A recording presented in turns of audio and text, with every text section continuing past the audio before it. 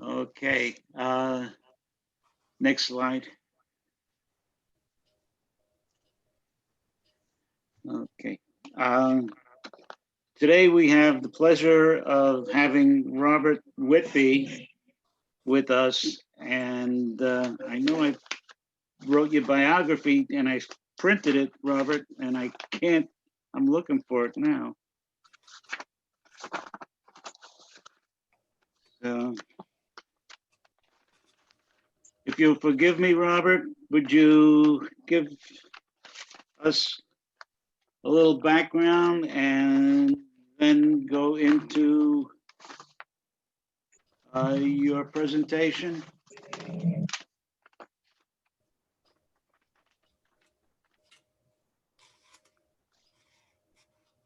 I think you have to unmute yourself. There we go. I'm not a professional mountain climber. I never was. I'm just a citizen. I went to school in New England. I was an undergraduate at Yale. I went to Harvard Business School. Spent most of my career in the international world as a strategic consultant working for Booz Allen Hamilton. I ran their London office, and I later went to work for a European client and lived in London. I lived in France. I lived in Holland for several years before coming back. I live in Greenwich now. I've been here for, I guess, almost 40 years. So I'm going to talk today about climbing the 7 summits. And I guess I need to get you to release this screen, if you would, and I will share my screen if I can. Let's see if I can do it. Get the right one. Oh dear, I am going to have to ask you to bear with me for just a second. I had this set up and then I lost it, so I've got to go back and then get it.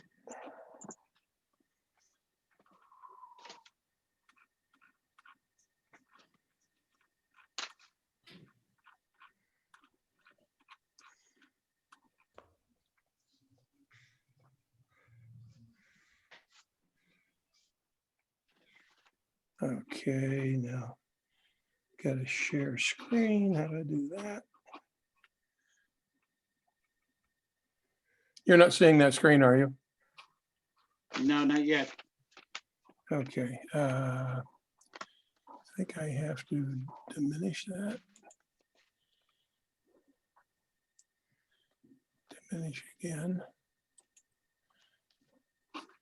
Share screen.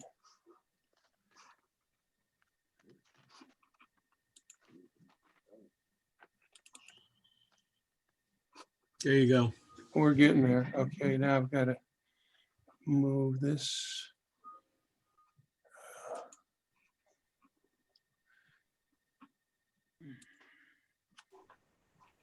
Okay. I think everybody see the screen now? Yeah, perfectly. Great. Okay, I'm sorry for that little interruption. We're going to talk about my attempt to climb the highest peak on every continent. That's called the 7 summits. Climbing the highest peak on each of these 7 summits is known in the mountain world as the 7 summits. I think as of last year, there were 416 mountaineers who climbed all 7. Dick Bass, who was Yale College 1950, he was the first to make all 7, completing this feat in 1985. He wrote a book called 7 Summits. It's a classic mountaineering book chronicling his adventures. Dick only started climbing in his 50s, years after I had first met Dick. Dick was the guy who developed Snowbird Ski Resort, if you've ever skied out there in Utah. But after reading his book and knowing Dick Bass, I said to myself, if Dick can do that, I can too. So when I was in my 50s, I sort of fell into the 7 Summits trap. And this is kind of my story. Now, I didn't start off climbing the 7 summits. I'd always been a bit of a hiker, always enjoyed the mountains. I grew up in Utah, and starting just as a boy, I climbed lots of mountains. Now let's see if I get this thing to advance for me. There. In the Rocky Mountains, I climbed this mountain. It's on the eastern horizon of Salt Lake City. It's called Mount Olympus. I first climbed that when I was 10 years old. So I climbed even before I joined the Boy Scouts. And I climbed all through my teenage years in the mountains around there. This is Mount Timpanogos, my favorite mountain. This overlooks the Utah Valley, Brigham Young University, Utah Lake. That's where it's positioned. It's just about exactly 12,000 feet. There are two routes up it. One, you kind of go up through this meadow of greenery, up and then zigzag up here, up onto this ridge, take the ridge all the way to the top. And then there's a long ridge that falls behind this peak. And you see it reemerge here and here. And then there's a glacier in this valley here. And then you come over this lip here and you're back in the meadow and go back. That's one route. Another one, you kind of come up the other side of that crack, come up the glacier, climb it that way, come back down and go back that way. So I've done it both ways. I've climbed this mountain, I think 6 or 7 times, but I first climbed it when I was 12. I've climbed it with my wife. I've climbed it with my brothers, climbed it with 2 girlfriends before my wife. So I know this mountain pretty well. And my kids asked me, well, when you die, Grandpa, my grandsons asked me, what are you going to be buried? In Connecticut or back in Salt Lake where you grew up? Or where are you going to? I said, I want to be cremated. I want you guys to climb up to the top of Mount Timpanogos, throw my ashes off the top of that mountain. So I've got kind of a deal with my oldest grandson that he'll do that. I don't want to die yet, though. Here's another mountain that is known to many of you that's in the West that I've climbed. This is the Grand Teton. It's a 2-day climb. You spend the first day kind of getting up to this saddle, which is harder than it looks. And then the next day, summiting and back. It's a great climb. There's a climbing school at the base of this lake and into the mountain here called the Exum Climbing School. And one year I took my wife, one of my daughters, and a very good friend of ours and her 2 kids, and we all went to Exum Climbing School together, and we all attempted the Grand Teton. I made it, her 2 kids made it, and the others made it to Jackson Hole and met us for dinner. Okay, but that's a great climb. It's technical, it's not easy, but you can do it in 2 days, and you need a guide. I mean, I wouldn't do it without a guide. But you gotta know your how to climb roped up. You gotta know how to use an ice axe and some things like that. Okay, then I did just some more mountains before I got into the 7 summits. I'm gonna go quickly through those, but some of them will be familiar to you. If you've climbed in the Zermatt area in Switzerland, no doubt you will have heard of the Rifle Horn. My wife and I climbed that. The Bright Horn, the Rimfish Horn, Polaris, and this is Jungfrau. I climbed Jungfrau. It's a day's climb, that's all, but I climbed it from the backside. It's not quite as hard. The backside is this front side I'm showing you. Showing you the front side to scare you. Backside is hard, and it's all ice, and it's roped up, and it's crampons and ice axe, but it's doable for anybody that's halfway fit. This is Monte Rosa. Monte Rosa is the highest peak in Switzerland. That was for me, it's a 3-day climb, and a day, 3 days up, 2 days down. That was tough. Finally, on summit day, we were determined to make the summit. We got up there, huge fog set in. Nobody could see anything. You couldn't see anything from the summit. So after climbing all those days, it was very disappointing. But we did make it up Mount Rosa, and it's a tough one. Not technically tough, but it's just a long, long slog. And finally, this is Mont Blanc. This is the highest peak in France. I climbed that successfully with a guide, an American guide. And on our way down this thing, you saw these guys parapenting. They would take a ski lift up, like up one of these things here, and then fly off that in their parapet. And we saw a lot of them coming down, and they'd come down into the valley around Chamonix. And I asked my guide if he'd ever parapeted, and he said no, he hadn't. He sure wanted to. At that point, I was pretty exhausted. I'd been climbing now, I think, 4 days. And I said, if you can get my fat ass off of this mountain safely, I will take you and we'll get guides and we'll go parapenting, and that'll be my tip. And so that's what we did. And it was a lot of fun. So I climbed that mountain and parapented the next day.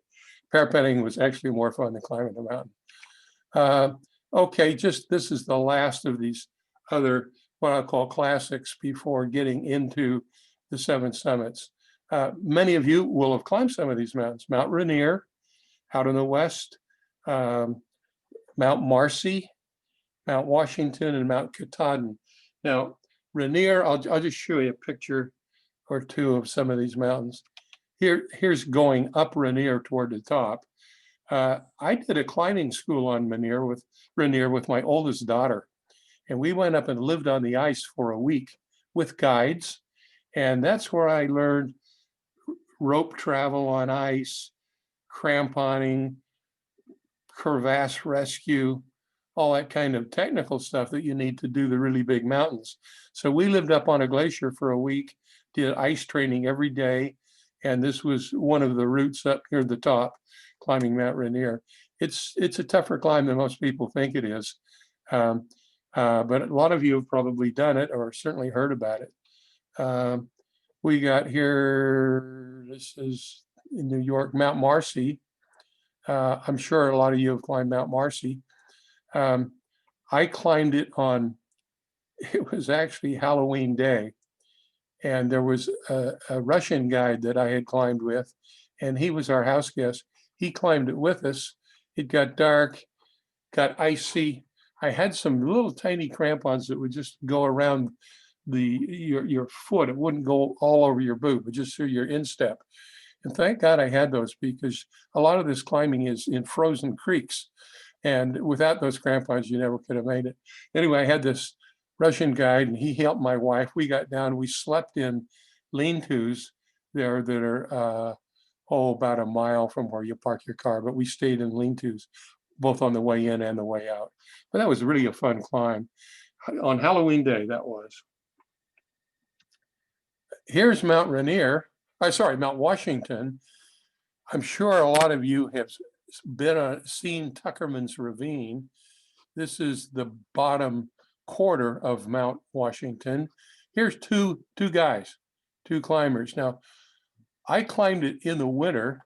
We went up and stayed in one of these lean-to huts. They're open air huts, slept out in February, climbed this thing, and then came back, and I was with a good friend who hadn't climbed before, but he knew I was training for the 7 summits, and he wanted to climb with me and do some of the training.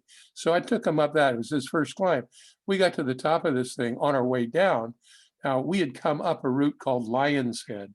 Those of you who know this mountain, there's another route over here, Lion's Head. So you don't climb up this thing. But I thought, it'd be an easy way down, just to go down top. Let's sit down and glissade down this thing. So took a stupid idea and went, and I sat down on my butt and took my crampons off, got my ice axe behind me as a brake, and took off. And I glissaded all the way to the bottom, which was a big thrill. Got to the bottom, I looked up for my friend. He started sliding. He didn't take his crampons off. I'd forgotten to tell him he was new.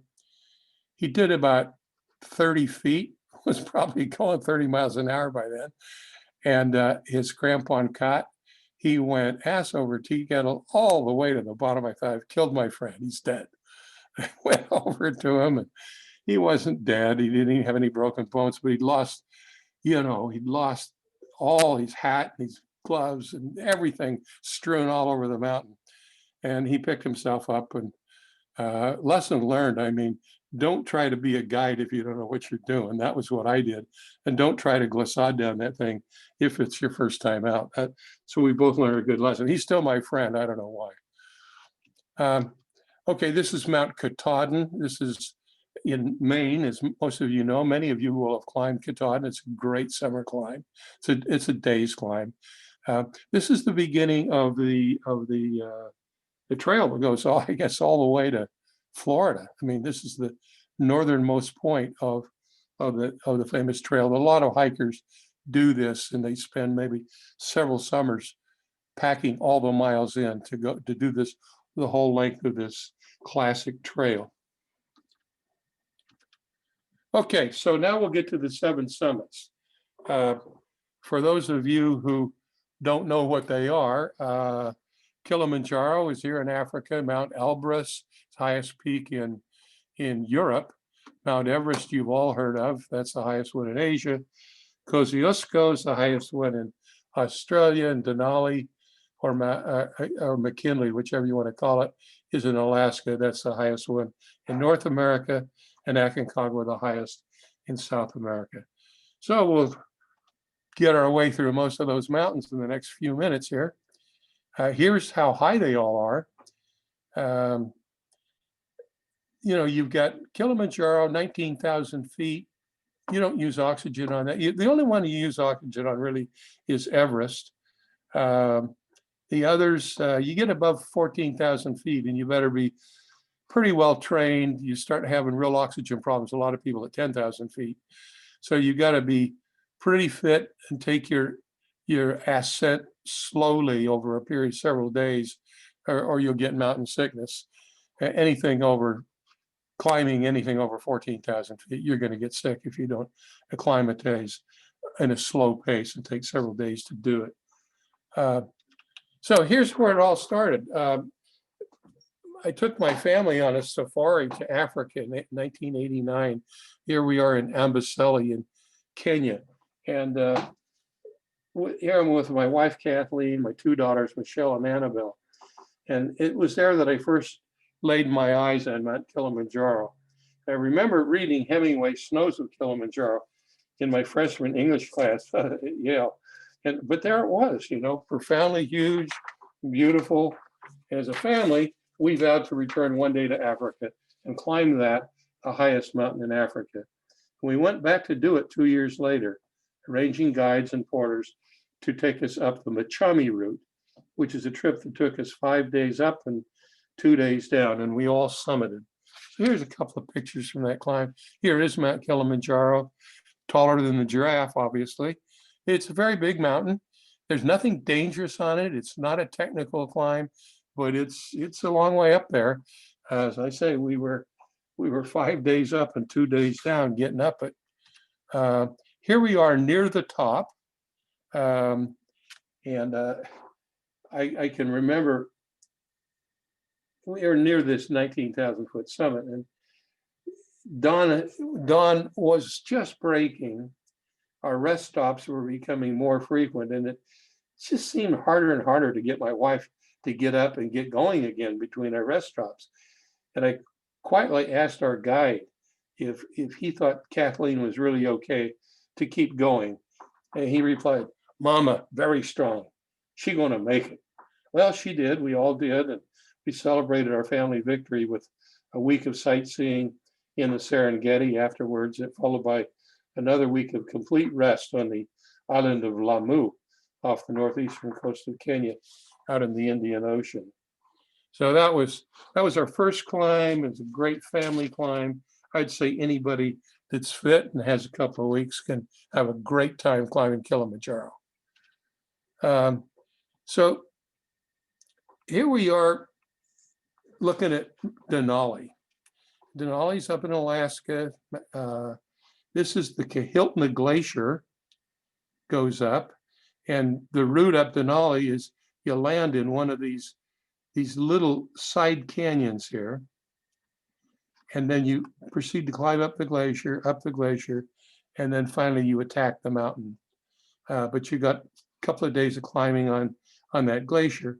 From the day you get there till the day you get back in the short little plane to go home, you are roped up, you've got crampons on, you're on the ice, and it's an ice environment. It's a different world. No trees, no flowers, nothing green, only ice and rock, and that's all you see for 3 weeks. Here's the route we took. Now, as I said, you enter, a little canyon down here. A little plane flies you from Talkeetna to this. It's not an airstrip. It's just, just a flat piece of snow up one of these canyons. And so you land there and you put your first base camp there. And then next day you climb up to Camp 1 with a big load of stuff, drop it, and return back to Camp 1 and sleep, and then take the rest of your camping gear up to Camp 1. So in effect, you're climbing the mountain twice. You can't carry everything in one haul. So you climb the mountain twice. You do that up over the Kahiltna Pass, up to Camp 2, up around what's called Windy Corner, up to Camp 3. Camp 3 is where you kind of tend to stay there. We got weathered in there for 3 days. We had big igloos that we built around our tents to protect us from the high winds and the cold. Denali is really, quite an experience. The temperatures on Kahiltna Glacier can range from 10 degrees at night to 70 degrees at midday. We're, as I said, hit hard by weather at the 14,000 foot level. We hold in for 3 days behind these giant igloo walls cut from ice built around each of our tents. We moved up a day too soon to this 16,000 foot level. Actually, it's right there. This was Camp 3. We also camped here. And that's where, and it's sharp drop off that way, sharp drop the other way. This is a fixed rope climb going from this camp up here. It's straight up. It's on ice. You got to the top. We thought the storm was over. It wasn't. We pitched our tents right on that ridge and tied the tents down, drove our ice axes in on either side of the tent and tied our tents down with our climbing rope. And we were stuck there for 2 days. Our guides wouldn't let us leave the tents. They'd cook our food and come around and shove it in the tent door to us. And we'd pee in a pee bottle and dump it out the side of the tent. We just didn't leave the tent for anything because the winds were so severe. Finally, they let up. We moved the next day up to this Camp 4, and we were out of supplies, we were out of fuel, everything by that point. And we were worried that the weather had maybe cleared, but maybe not quite. And the guides didn't want to proceed until they were sure. So we waited until about 9 o'clock in the morning, which is a late start, to head for the summit. But we climbed from 9 o'clock in the morning to the summit, which we reached about midnight and got back at 3 o'clock in the morning. It was a hard day out, and it's quite dangerous. There's some really treacherous places with really large exposure. So you're roped up, you're clipped in, and you get exhausted. I ran out of food and water. By the time I got back to the tents at 17,000, I sat down, somebody brought me some water, I drank it, I puked it. It was a hard day out, but by the next day you're all better and happy to have made it and made it successfully. Let's see what's wrong here. Here's what it's like on the Kahiltna Glacier. I just wanted to show you. Here's a guy pulling a sled over here. Here's my sled and me standing there. You pull a sled, you carry a pack and pull a sled. These are these big boots. They're called Everest One Sports. They keep your feet from freezing to death. They're very thick. They're both plastic and down lined. They cost $800 a pair. Every ice climber needs them. If you're going to be out on that really high cold stuff. You needed them certainly on Denali. You need them on Mount Vincent, which we'll talk about on Everest. I learned on Denali, by the way, that the real challenge of this is approaching the summit. This is on the summit ridge. I learned that the real challenge of such an expedition, it's not physical exhaustion so much as the mental constitution required to keep making each incremental step. You know, I often found myself in a continuously maddening loop, saying to myself, Robert, you can take one more step. You know you can do one more. Or you can decide not to. You can stop, you can turn around, you can descend to a safe place, you can go all the way to base camp, you can go all the way home. Robert, you can go home now. Or you can take one more step. You know you can. Then that mental loop starts all over again for the next step and the next. At high altitude, in the cold, with a heavy pack, that perpetual mental loop can bring one really close to complete mental breakdown. And I found that to be the case the last couple of hours of climbing Denali.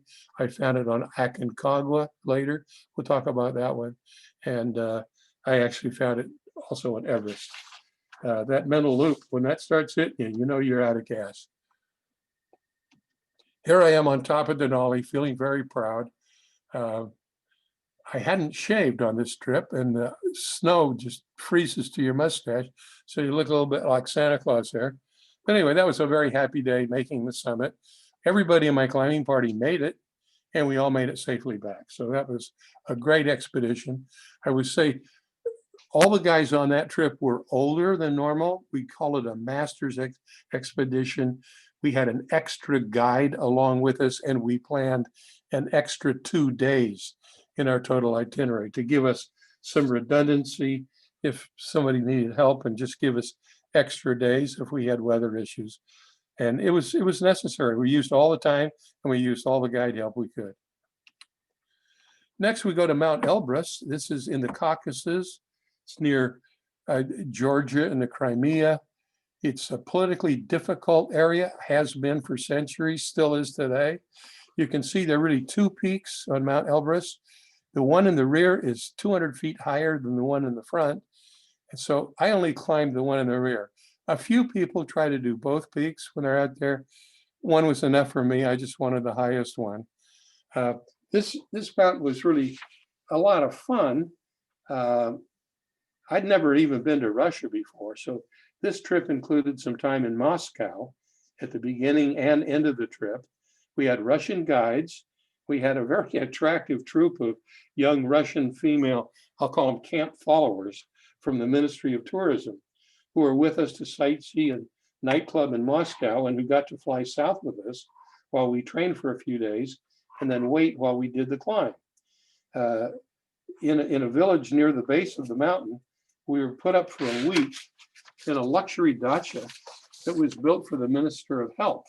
It was operated with a full-time staff of 20 for guests who stayed there. It's as nice as any place I've ever stayed in Deer Valley or Telluride. After a few days, we took a ski lift up to an old military outpost built out of rock that served as our base camp. And we had a couple of days of foul weather, a couple of days of practice climbs to test our skills, equipment, and resilience on the ice. Finally, on summit day, we left about 3 a.m., made the summit before noon. We're safely back to our base before dark, all summited. The next day, we went back down to this dacha. We celebrated, we got into sort of deep Russian philosophic discussion, which is good after a few drinks. The girls all cried. Everyone drank a lot of vodka. One of my American climbing buddies, actually, who was on the trip, eventually married one of those Russian girls. So all in all, it was quite an adventure. We had a good time. That's the only time I ever went to Russia, but it was a good time. There's closer to the top. You can see both peaks. We did the left one, but it's all snow and ice, crampons, roped up, the whole deal. And here's a view of the Caucasus, looking about halfway back down. And this is the view of the Caucasus Range. Most of us have never seen the Caucasus, and few of us maybe haven't even heard of them before, but that's the Caucasus. It's a beautiful range, very rugged, and Mount Elbrus is the biggest one, and it's the tallest mountain in Europe. Okay, so here we are at Aconcagua. The Aconcagua is right on the border of Chile and Argentina. It's over 23,000 feet. The trek in from the trailhead to base camp is 60 miles, takes 3 days. We had mules to help us carry our loads to base camp. And then once you get to base camp, you're on your own to carry them up higher. Here's our trek in. Mules are carrying most of our stuff. There's a river. You have to cross the river several times, which is really the most dangerous part of the whole climb. Cross back and forth across that river. My climbing party had a couple of injuries, had one broken ankle. Everybody gets hurt in the river. Here is having trekked for better part of, well, this is 2 days in on this giant 60-mile trek. It's the first time you can see Aconcagua, and it's in the upper right corner there. So you hiked for 2 days before you can even see the mountain. And then eventually we will go up this canyon up to base camp, which is 14,000 feet. Mountain itself is 23,000. So we had another day and a half to go even to get to base camp when this photo was taken. Here we're at Camp 2. So we made it, to base camp, and then we made it up to Camp 2, which is up pretty high on the mountain, probably 19,000 feet, something like that. And some bad weather set in. It set in the next day. You can see our little tents scattered around here. We had several people at base camp, but the weather forecast was not good. Bad weather was forecast, and we decided not to attempt to go higher till that weather had kind of gotten through. This is the kind of weather I'm talking about. These clouds for you weathermen are, whoops, what did I do wrong? There, those are pancake lenticular clouds. We are up almost at a level even with them. We're sitting there about 20,000 feet. Those clouds are not much higher than that. And when they hit, you get 120, 130 mile an hour winds. While we stayed at that camp for a couple of days waiting the weather out, and when there were all kinds of other parties that were higher than us on the mountain that descended and came through our camp on their way down, their tents were torn, their clothes were torn, they were beat up. None of them had made the summit, and they'd just been hammered by the weather. And we were really smart not to have been up higher than we were, but we saw those kind of lenticular clouds, and we're that close to them. Pretty scary stuff. I mean, you're really up there.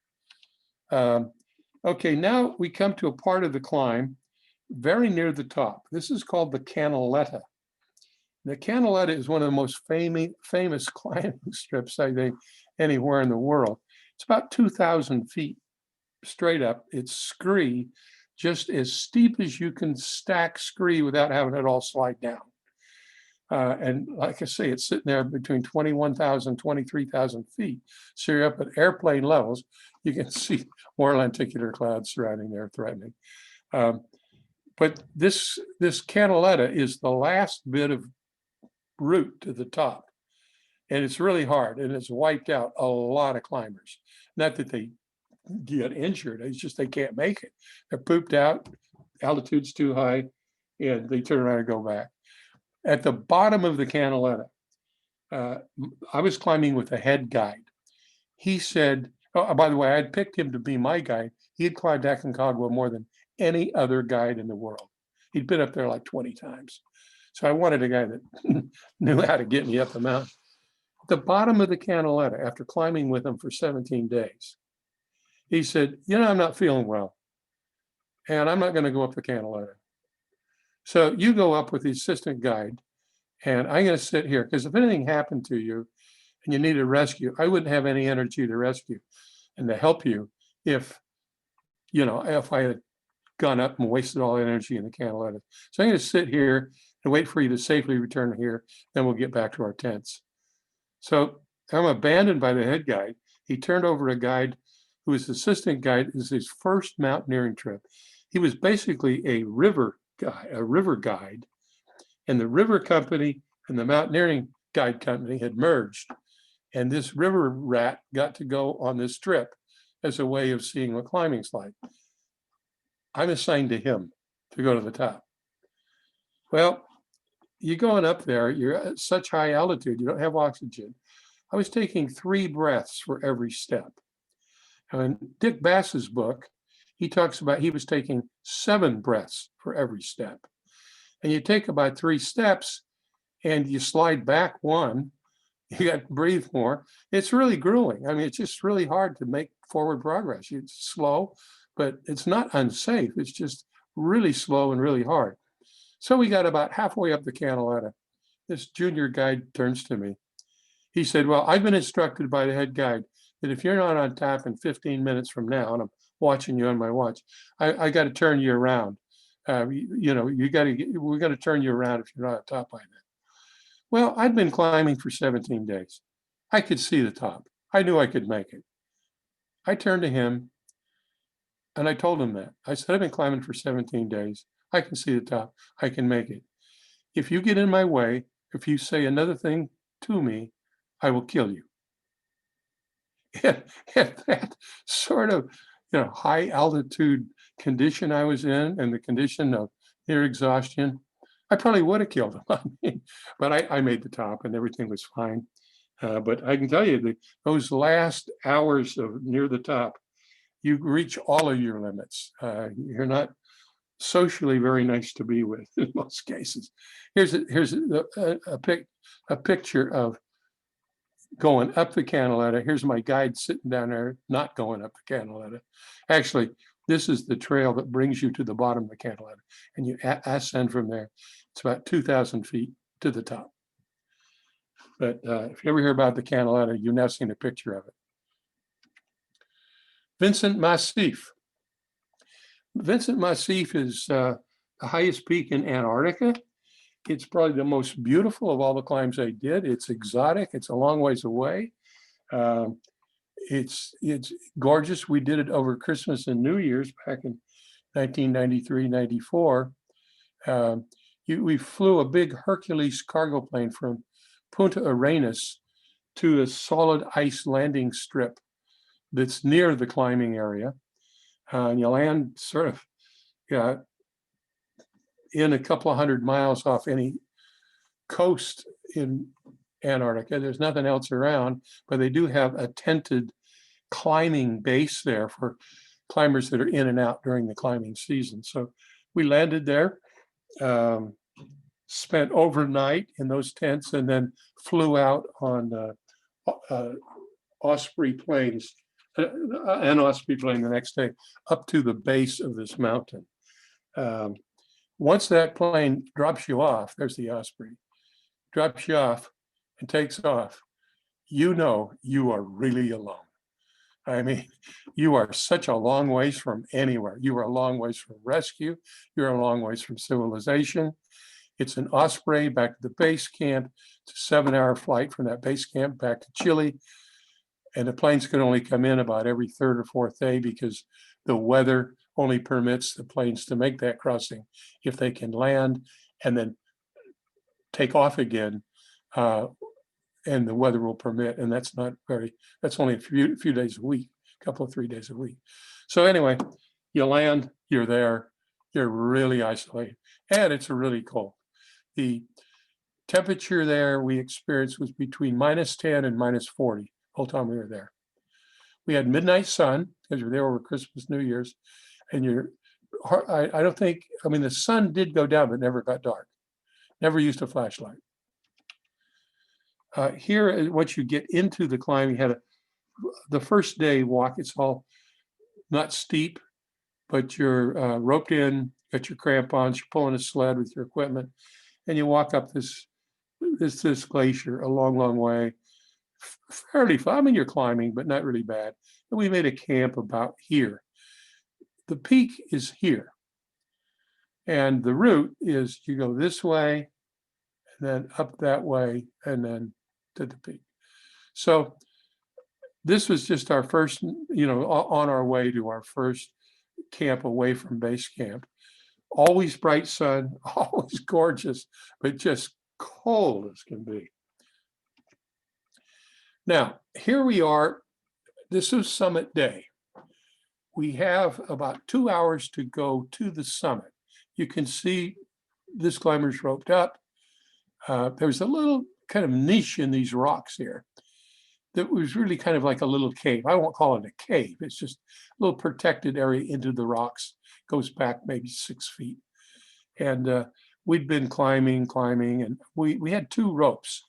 And I was leading one of the ropes, and our head guide was leading the other rope. His rope group was maybe 200 feet ahead of me. They got to this place. A few minutes later, we rolled up. We all took a rest there, good long rest, before this last 1 hour assault on the summit. And he proceeds to ask everybody to unrope. Now, I've been climbing roped up for 3 days, and I don't mind leading a rope because, you know, if you fall, you got 3 guys behind you can catch you. He says, unrope. I said, why are we unroping? He said, it's so steep from here up. So, and the exposure is so great that if anybody fell, they'd pull the whole rope down. And you're all good climbers. Just take it slow and easy, use your best skills. And that's the way to keep the group safest. That astonished me.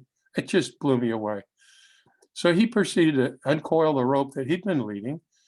And those climbers took off. They asked which way to the top. And he said, 2 ways. Go straight up from here, or you can go kind of to the right to the summit ridge, take a left along the ridge to the top. So half of the party left. And then my guys unroped. And 1 by 1, they left. And I'm still standing there. The longer I stood there, all of a sudden I'm getting panic. I'm not roped up anymore. And all these climbers I was with, by the way, are really heavy duty climbers. Most of them had already climbed Everest. And most of them were really seasoned climbers. If they hadn't already climbed Everest, they went on to climb Everest. This was a top group of climbers.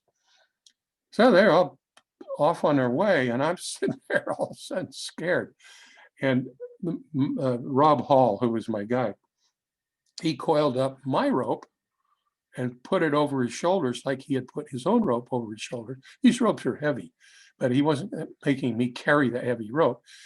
He put it over his shoulders, stood there, looked at me, and then he uncoiled about 30 feet of my rope, reached over to me, tucked into my harness, did a figure 8 knot with that rope, and it was fixed also to his harness.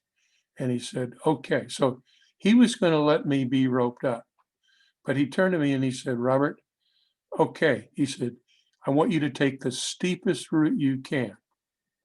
I am right behind you. I am so close. I can feel your heartbeat. Well, that's pretty motivating. So I got moving and I got up to the summit ridge. So it's about halfway. And I stopped for a quick rest, and he's right behind me. I had some red cherry juice that I carried up there, and I took it out to have a swig of cherry juice, and it was all frosted. It had ice in it. It was all iced up, and I took a couple of swigs anyway because I was so thirsty. I proceeded to puke those out. So I had this red cherry juice in the white snow. It didn't look good.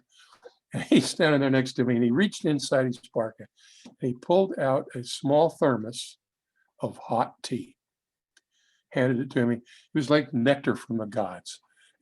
I drank that, and it was enough to get me going for 1 more half hour to the summit. And we got 1 rope length, what would be 1 rope length from the summit. And understand, he was behind me, I was leading. He said, I want you to plant your ice axe here. Can you stand here? Do you feel safe? It was very steep. I said, yeah, sure, I'm fine. He said, okay, I'm going to go to the summit where all the other climbers were, by the way.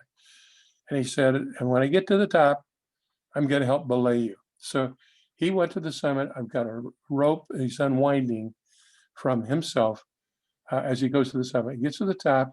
He anchors his ice axe in, belays me and tells me, start climbing. And I climbed, but I had the safety of that belay. I reached the top, made the top. It's the only one I really had a hard time, was kind of scared getting to the top on, but I made it. And here I am on the top of Mount Vincent. And it's 40 degrees below zero. Not sure you can see any red stains on that coat, but it's only because the coat's red too. But I had puked some good raspberry juice all over it. So next we go to Mount Everest. Now, Mount Everest is, you all heard all the stories about Mount Everest. I signed up with a very good guide, good group. I took my wife and one of my daughters. They trekked in with me to base camp, which is an 11-day trek. Once we got to base camp, they departed with a guide just to go trekking while I was going to be on the mountain. And I proceeded then with my climbing group to venture up the Khumbu Icefall. We had a day of training, got about a third of the way up, came back. Second day, we went about this far, came back. Finally, on the third day, went all the way through the Khumbu Icefall and made a camp at Camp 1 here.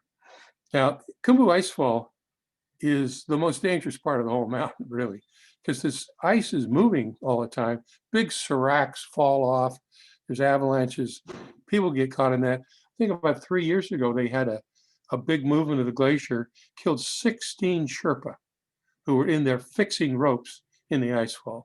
It's a really dangerous part of the climb. But anyway, I made it through there, and we rested a day at this Camp 1 and then moved up to Camp 2, a couple of days there. So I didn't make it to the top. I'll talk about that more in just a second. But here's some more pictures. This is base camp. You can see the bottom of the ice fall. You can see all this snowy stuff here. That's where an avalanche had just come down from one of the sides onto the ice fall. You hear avalanches going all night long, all day long. It's a scary place to be. They're always roaring down. But at some point, you got to make your way up this ice fall. And I was successful in it, but it's scary. And a lot of people died in that ice fall. Here's going through the ice fall. You can see these giant seracs, and this whole thing's moving all the time. You hear creaking and groaning, and it's pretty terrifying getting through there. Once you learn how to climb in it, on the really steep parts, there's all fixed ropes. The Sherpa lay those fixed ropes in, so you come in, clip in with your into your safety harness with a Jumar, and just Jumar up the safety rope to the next station, unclip and Jumar up again another length. You could probably, once you're really in training, you go through that ice fall maybe in 3 or 4 hours. I think the first time, well, the only time I went all through it was, I think we were probably 6 hours going through it. Here is the last step going through the ice fall. There's a thing called the Bergschrund. There's 2 pictures of the same thing. But this is where the glacier has come down the Western Cwm from up above. You'll see some more pictures of the Western Cwm in a minute. But it just breaks off, and the ice breaks off and goes all the way down to that ice wall that you just saw a picture of. And you have to ascend this steep wall where the ice is all broken off at the top of where the glacier is. And that's called the Bergschrund. It's there every year. Sometimes it's a little climb. This year, it was 9 ladders lashed together to get up the damn thing. You can see we had some ropes attached. There's one to keep it from wobbling to the left and the right. But nevertheless, it wobbles, and it's steep and it's scary. You do have a safety rope that comes all the way down, and you attach yourself to that safety rope. As you climb, you Jumar up it. So if the whole ladder disappeared, you'd still be hanging by your safety line on your Jumar. Now somebody's going to have to rescue you. I don't know how they're going to get you, but you wouldn't fall into the deep abyss there. The only person that fell off it during the day I climbed it was my head guide. He got about halfway up the ladder, tilted to the left, he fell off and was hanging by his Jumar. He's strong and experienced though, and was able to recover. But that's quite an experience, that Bergschrund climb. So here's at the top of the Bergschrund. This is called Camp 1. You can see big crevasses through that glacier, and then you get just to the edge of the glacier, it breaks off sharply down 100 feet, that's the Bergstrom. So because there's glaciers you can see, you also know there's glaciers you can't see. So the guides won't let you just go walk around because you could break through a little 3-inch snow covering, follow in a crevasse like that. You got to be roped up all the time you're on there. You got to really be careful. And a guide will go around and look for safe places where you can pitch your tent and things like that. Okay, now I'm going to want to just talk about Rob and Jan Arnold. Jan Arnold and Rob were both on my climb on Mount Vincent. He was my head guide. She had already climbed Everest. Was the best climber in the world at that point. He had climbed all of the all of the 8,000 meter peaks. He climbed Everest more than once, and he was my guide on Antarctica. I'd already signed up with a different guide for my Everest trip, so I didn't use Rob and Jan, but they were there. Now, Jan's a medical doctor, also a great climber. They're both from New Zealand, great people. I loved being on them with the expedition. I developed a great affection for both of them. And it was Rob that died 2 years after my exhibition in that famous Everest incident, where 10 people or 11 people were killed in one night. They got stormed up. He had a client that collapsed near the top. He stayed out all night with his client. He perished too. Jan was 8 months pregnant back in New Zealand, and they were able to work out a walkie-talkie shortwave radio communication with her all the way to New Zealand while he was on the top of Everest dying. And he talked to her for a long time. They named their baby that was going to be born. They both knew he was going to perish that night, and he did. 3 days later, I called up my tent mate from Antarctica and I said, "What you doing tomorrow?" He said, "I don't know." I said, "We're both going to Rob Hall's memorial service in New Zealand." And we got on a plane in New Zealand and we went out there. I saw Jan Arnold at this service and we went up to Jan and Rob's house. And Rob's brothers were there. He was the oldest of 11 boys. His younger boys, the brothers didn't even understand what he did as a mountain climber. They didn't know. And I took him in one of the bedrooms and I read him that little incident about how Rob had said, "Take the steepest line you can. I'm so close to you, I can feel your heartbeat." I said, that's the kind of guide Rob was. He was a guide's guide, a mountaineer's mountaineer. And Jan, of course, was a physician. When I got ill on Everest, I didn't tell the whole story. I contracted, I guess salmonella up at Camp 2, and my intestine basically swelled shut so I couldn't ingest water or food. With great difficulty, I got back to base camp. Helicopter was arranged for me. It took 3 days to finally get me rescued out of there. First helicopter left and could not climb that high. The second one on the second day left and got lost in a snowstorm. Third day, a big Russian machine, as big as a church, came and got me and took me to Kathmandu, where I was in the hospital 3 days going downhill. I had an emergency rescue card insurance that I'd bought and arranged for a fixed wing, a jet rescue from Kathmandu to Singapore, where I was in intensive care in Singapore for about a week.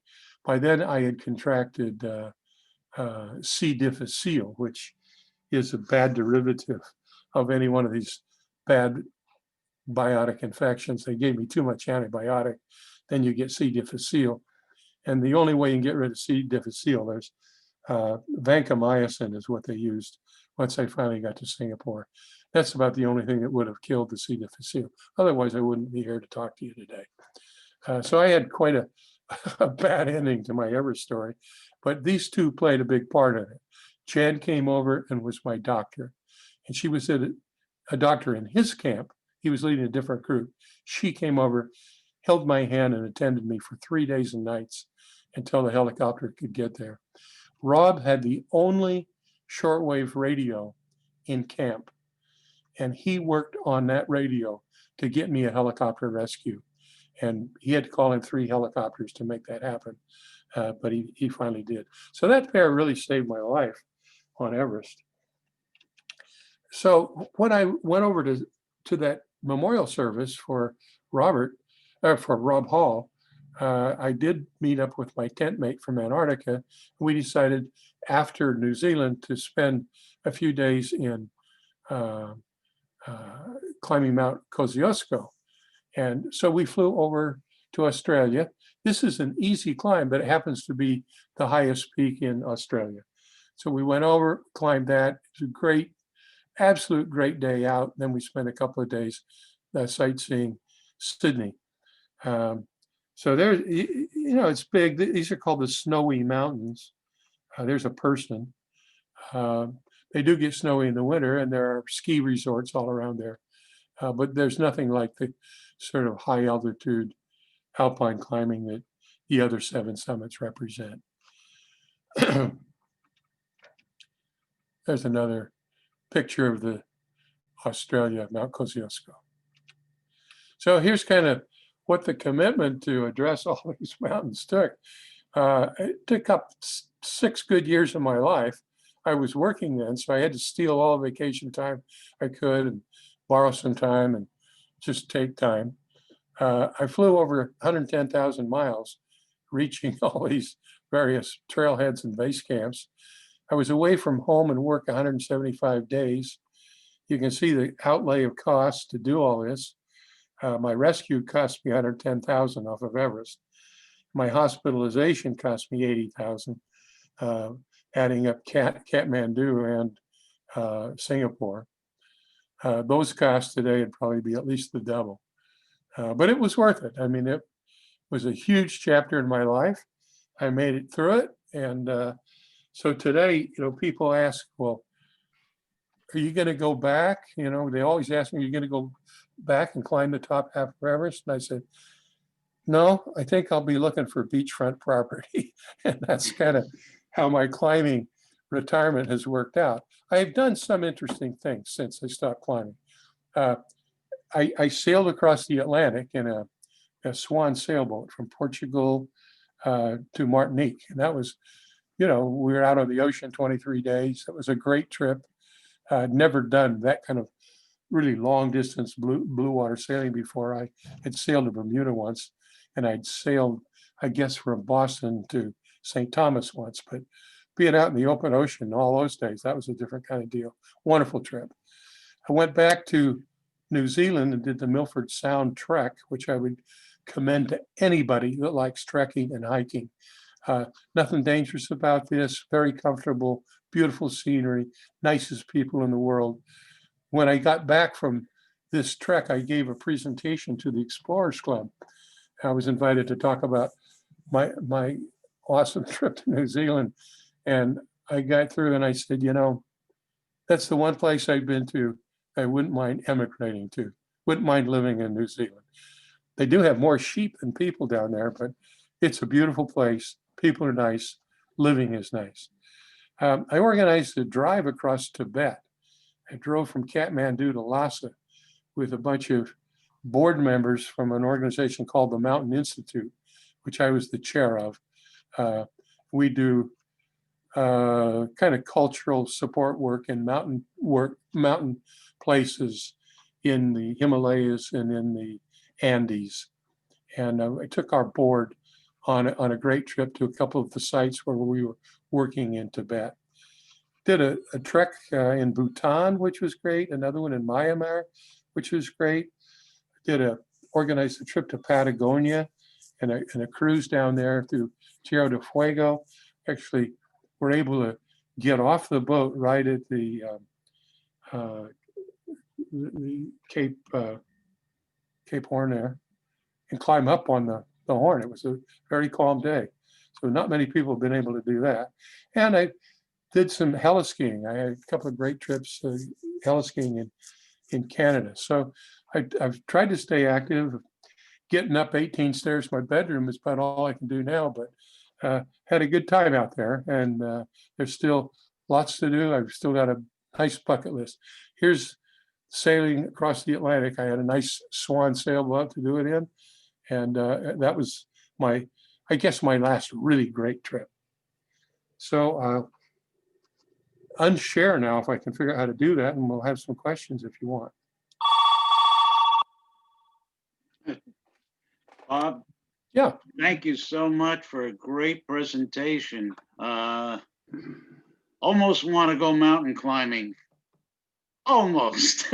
Almost. Well, I tell you, it's best done in your, when to do climbing of this type and take on so much. There are three things you got to have. You got to have fitness. You got to be fit enough to do it, obviously. You've got to have the time to do it, and you got to have the money to do it. Now, in your 30s, you're the most fit, but you probably don't have the time because you're in your careers, and you may not have the money because you're paying off a mortgage and raising kids and stuff like that. Once you have the time, then maybe you're not fit enough, and it's a real hard thing to work it out. Dick Bass did it in his 50s. I did it in my 50s. 40s would have been better. 30s better than that. Because you're really pushing it when you're doing some of this stuff in your 50s. I wouldn't do any of this stuff except, well, I don't know. You could certainly do Kilimanjaro. You could certainly do Kosciuszko, in your 70s. I wouldn't try the other ones though. This is endurance stuff, and you got to have a lot of reserve. Okay, we're going to open it up for a few questions. And like always, guys, raise your hand so I can see it on the participation list. Otherwise, I might not see it. One question I have before we start is, we had Dr. Bull present, maybe 5 years ago about his climbing experience. Have you run in with him? I know him very well. We're sort of distant friends. We're both in the Explorers Club. I've seen him there at many events, and we've talked about mountain climbing together. Now, what I envy him for is that he made Everest. He didn't do it on his first trip. It was hard, but he finally did it, and he got his son up there as well. Yeah. But he's done all 7 summits, I believe, but he certainly did Everest.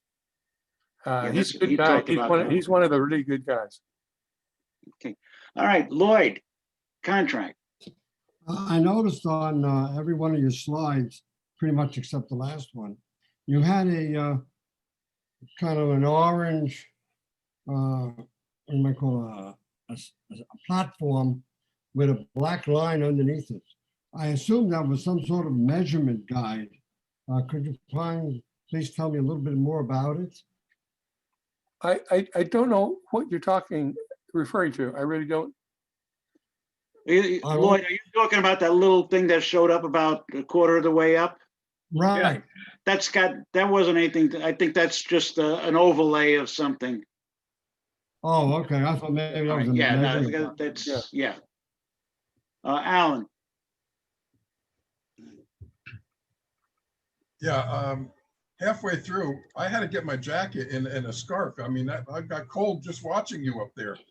Yeah. Well, the two that were really cold were Denali and Mount Vincent. I've never seen cold like Mount Vincent. I mean, I had down climbing suit. This climbing suit cost me $800, and I mean, I had these Everest One Sport boots. I had down climbing suit. I had these big gloves. You still couldn't get warm. Everything that you wanted to keep unfrozen, you had to keep inside your sleeping bag at night. This included your water bottle and your pee bottle, because if your pee bottle got frozen, you couldn't empty it, and you couldn't pee into it if it was full of frozen pee. So you had to be very mindful of these things. You also had to know which was in the middle of the night, which was your pee bottle and which was your water bottle. But any kind of food that you might have, snacks like chocolate, or I liked chocolate, and I liked had these little kind of cheese things that you wrapped in red, I guess a red wax covering, and we'd eat these little cheese things. I forget what you call them, but those things would be as hard as bullets. You'd have to kind of skin them with a knife to get any cheese. A chocolate bar, you'd have to skin it with a knife to get chocolate. It 40 below makes everything really tough. Lloyd, you had your hand up again? Sorry? Lloyd? Unmute yourself.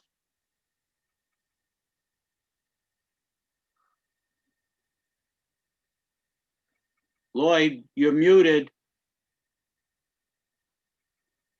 I was going to ask about the oxygen bottles.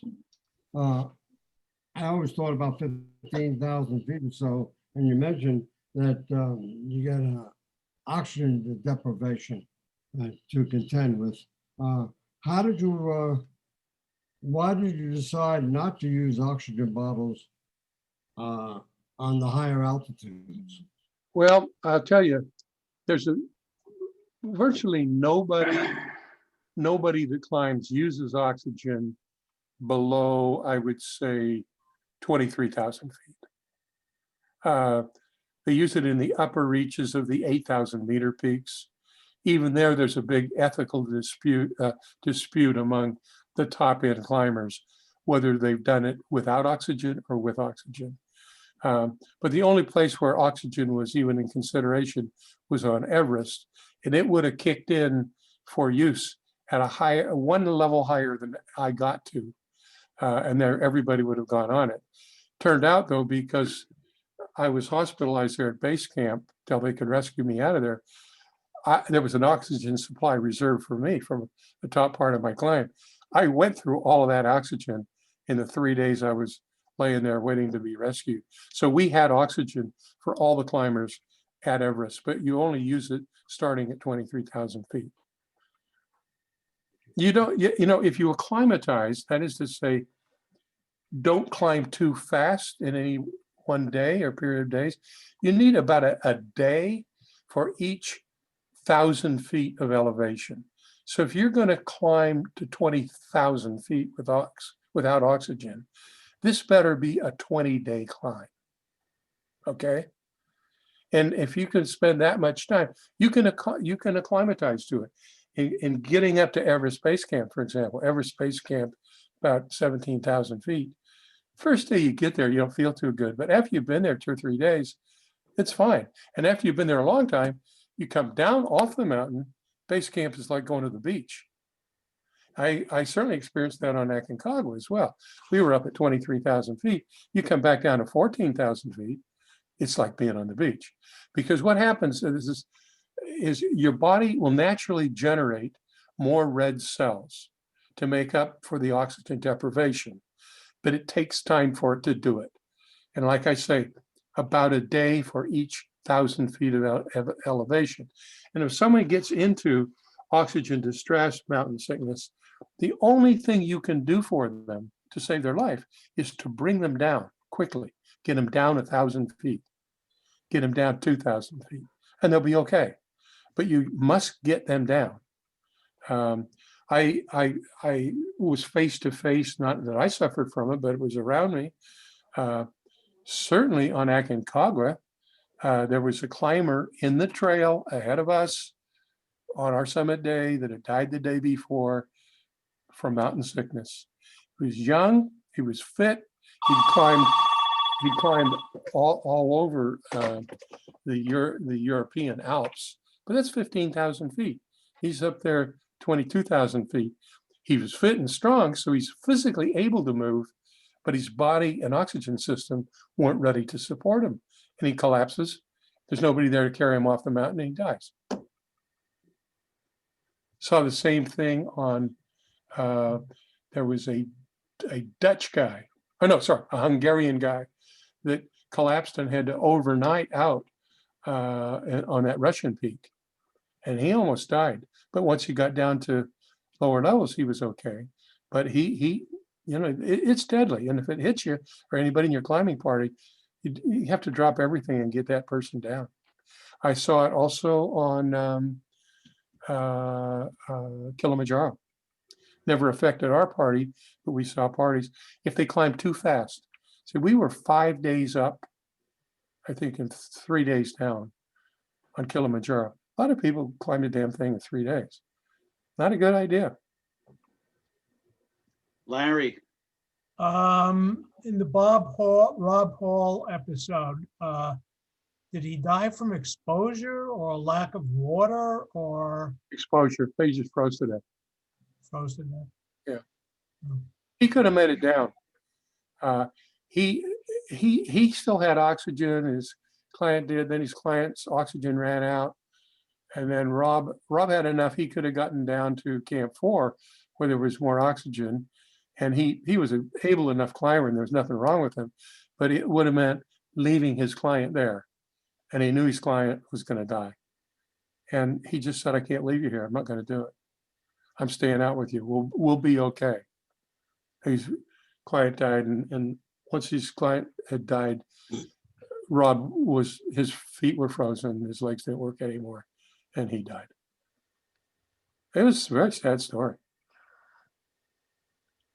again, Robert, thank you for a wonderful presentation. I think, like I said before, we didn't do any mountain climbing. We wish we would have, because it sounds so interesting and really quite an experience to have. So commend you for what you did, and it was great. Thanks for the opportunity.